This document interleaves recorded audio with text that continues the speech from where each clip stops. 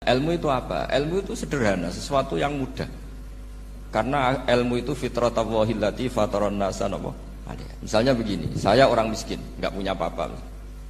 Sudah nggak punya apa-apa, nggak punya jabatan, terus keluarga yang nggak pati loyal, mungkin istri ada ngidolakan kita, bahkan anak kita sendiri juga nggak ngidolakan kita. Itu kan sial-sialnya orang, anak kita aja nggak pernah ngidolakan kita.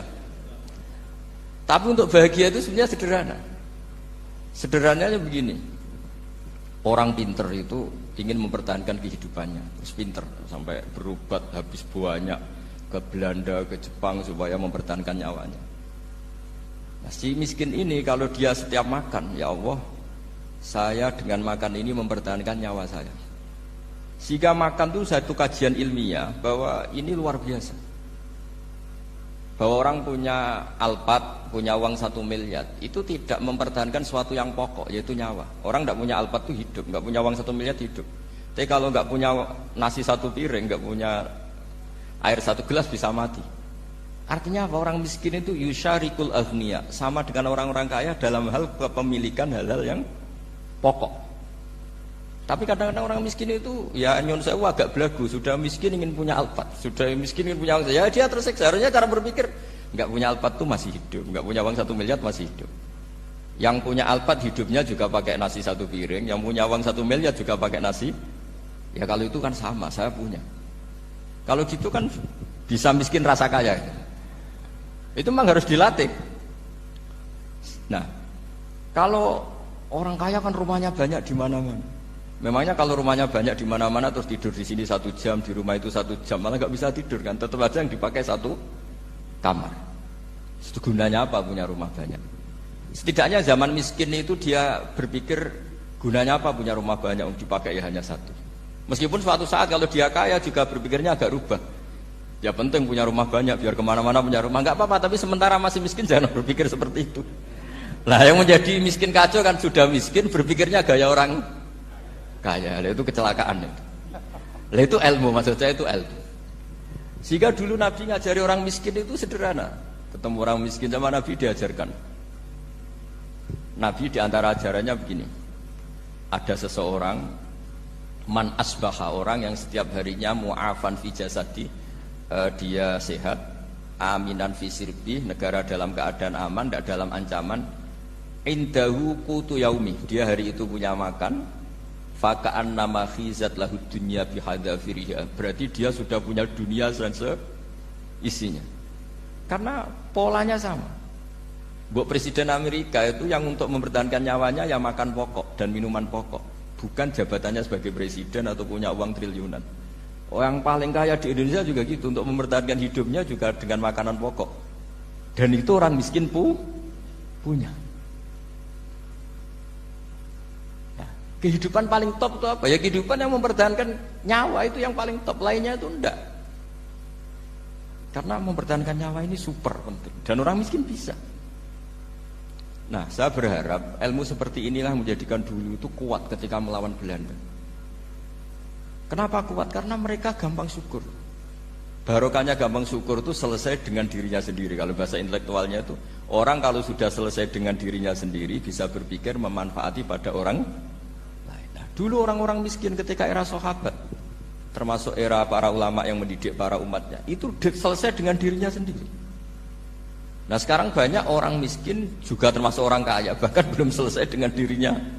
Wah itu angel, ngajak jihad angel, karena dengan dirinya saja belum selesai. Maka masyhur itu kan ketika perang Tabuk, ada orang datang, kira-kira kalau Indonesia pakai beras 4 kilo, ya Rasulullah yang 2 kilo tak kasihkan keluarga kami supaya bisa makan, yang 2 kilo tak kasihkan jenengan untuk biaya perang. Perang Tabuk itu perang tersulit, disebut perang Dadil Usra. Sekarang hitung saja, ini coba dihitung, mungkin yang bagian kasir tahu. Kalau 2 kilo kali 3.000, umat Islam pas itu sekitar hampir 3.000 itu sudah 6.000 kilo. 6.000 kilo itu artinya apa? Orang miskin ketika perang membiayai dirinya sendiri, itu satu.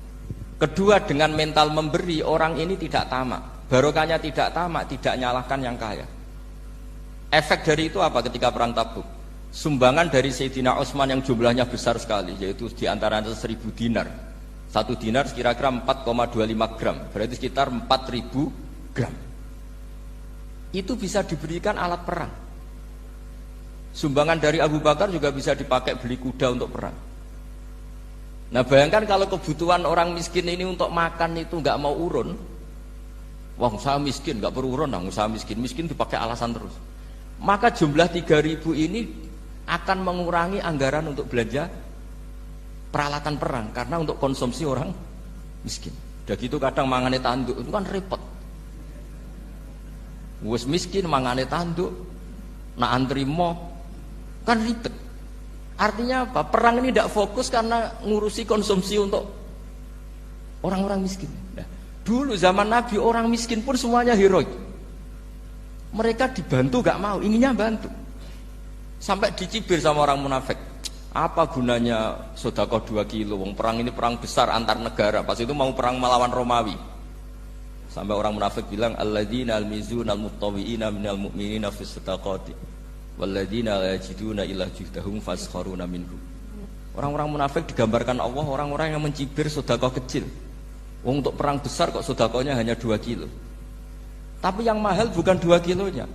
Kalau ada 1 juta orang miskin menyumbang negara 20.000, itu artinya apa? Kita punya rakyat yang inginnya hubungannya dengan negara memberi.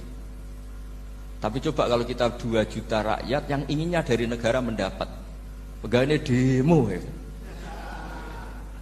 Nah ini ajarannya Nabi yang luar biasa. Dulu Nabi itu bisa mendidik orang miskin pun bermental memberi. Nah barokahnya bermental mandiri ini mereka selesai dengan dirinya sendiri. Coba kalau mereka tidak bawa makanan sendiri ketika perang, mungkin kuda yang untuk perang, terus mereka berpikir, bu ini saja disembelih supaya kita bisa makan. Ribet kan? Ngapain beli senjata yang mutakhir, makan saja nggak bisa. Tapi barokahnya mereka urun sendiri. Mereka selesai dengan dirinya sendiri. Ini hebatnya didikan Rasulullah Shallallahu Alaihi Wasallam. Lalu dulu Mbah Hashim dan kawan-kawan itu berhasil mendidik seperti itu. Santri yang miskin-miskin itu kalau ngaturi kiai duwene telo itu kayak no telo, duwene wi itu kayak no wi. Sehingga kiai sing wis mapan-mapan, misalnya kados kula wonten kan mun setengah mapan. Ya akhirnya yo iso mangan wi. Jebule wi ku yo enak.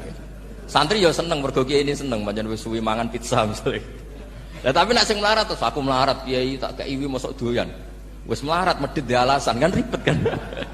Ini yang perlu dihilangkan. Medhit kok berargumentasi.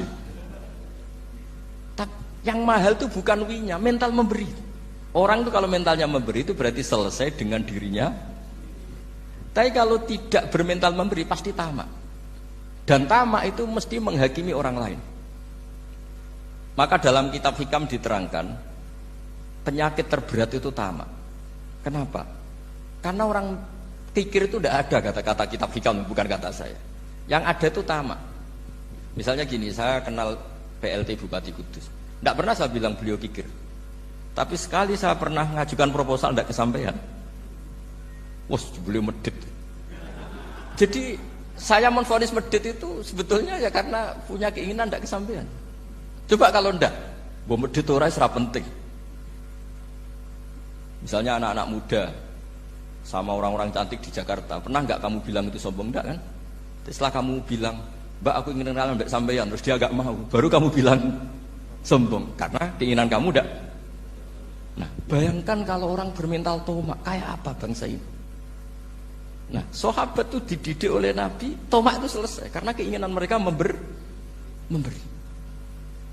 Sehingga Indonesia bisa merdeka begini itu barokahnya didikan ulama, semuanya ingin memberi. Dulu belum ada negara, tentara-tentara kemerdekaan kalau di kampung-kampung itu ya dibiayai donatur-donatur. Termasuk bahasa saya, bu saya dulu. Itu berapa ton aja beras untuk pasukan Hizbullah, pasukan TNI. Di Aceh ada Daud berih, ada yang baca berueh. Jadi baca aja kayak kira asap ada yang berih, ada berueh. Saya juga gak tahu orang Aceh kalau baca berih memang. Nyumbang berapa emas untuk kemerdekaan Indonesia. Yang Kesultanan Jogja Legowo, Jogja tidak lagi negara tapi diberikan bagian dari Indonesia dan seterusnya. Nah, jadi semua ini barokahnya didikan Rasulullah SAW yang diteruskan para ulamanya bahwa nomor 1 didik masyarakat itu bermental memberi. Dengan bermental memberi apapun kecilnya ini selesai dengan dirinya sendiri. Itu kalau sampean nggak punya mental memberi, nanti pulang dari Pemda, sok acara ini kabupaten berkata gini, ribet itu. Awas itu, bar ngaji langsung lali berarti sampean. Sudah kalau nggak urun ini sudah luar biasa, nggak urun untuk berkat itu sudah luar biasa. Jadi itu yang makanya Nabi itu Quran dimulai wa mimma razaqnahum apa? Yunfikun. Quran mengajarkan bermental memberi, yunfikun. Nabi berkali-kali ngulang al yadul ulya khairum minal yadis sufla. Dan memberi itu tidak harus nunggu kaya. Gambarannya Quran tentang orang baik itu gimana? Alladzina yunfikuna fis sarra wadharra. Bukan fis sarra saja, ketika wadharra juga. Saya pernah guyon sama orang kaya di Jakarta. Dia uangnya miliaran, mungkin malah triliunan. Guyon sama saya, Gus, saya ini sudah sekian bangun masjid di mana-mana. Saya ini berarti hebat. Enggak, kata saya. Enggak ada masjid, agama tetap jalan, kata. Karena di kampung-kampung sudah banyak masjid, kata. Masih keren tukang becak, kata. Kok bisa, Gus? Sampai nyumbang masjid 1 miliar, itu masjid apa, kata saya? Ya masjid-masjid besar. Nah itu paling dipakai kubah atau menara atau apalah yang tidak mendesak. Tapi kalau orang miskin, ngutangi orang miskin itu kalau nggak utang hari itu nggak makan.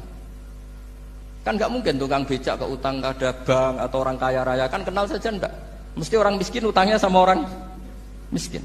Saya kalau orang kaya utang Habibidin mesti mau beli Innova. Karena level orang elit, jadi utangnya itu beli Innova, aksesoris Innova, seri terbaru. Tapi kalau orang miskin sama orang miskin, utangnya itu beras untuk nyawa. Artinya apa? Kalau saya diutangi Habibidin untuk beli Innova, itu ganjarannya itu sekunder. Tapi kalau sesama orang miskin itu ganjarannya primer. Keren mana? Hutang-hutangannya orang miskin sama orang kaya. Satu menyelamatkan nyawa, satu menyelamatkan